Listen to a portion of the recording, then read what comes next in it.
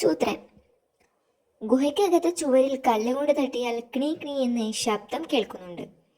അക്കാര്യം ഇവിടെ എഴുതി വയ്ക്കണം. ബോർഡ് എഴുതാൻ ആ പടം വരയ്ക്കുന്ന കരടിയോട് പറഞ്ഞിട്ടുണ്ട്.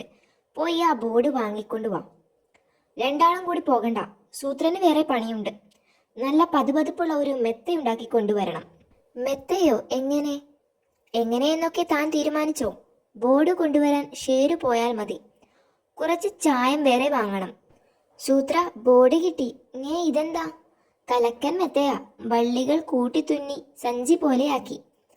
എന്നിട്ട് അതിൽ പലതരം ഇലകൾ നിറയ്ക്കുകയാ. ഞാനും സഹായിക്കാം സൂത്ര.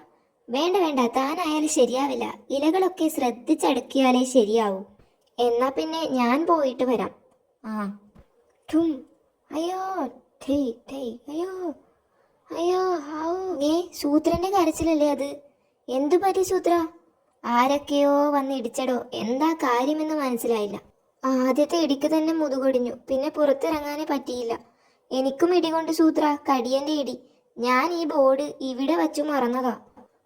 എനിക്ക് ഇടി കൊണ്ടതിന്റെ കാര്യം ഇപ്പോ മനസ്സിലായി.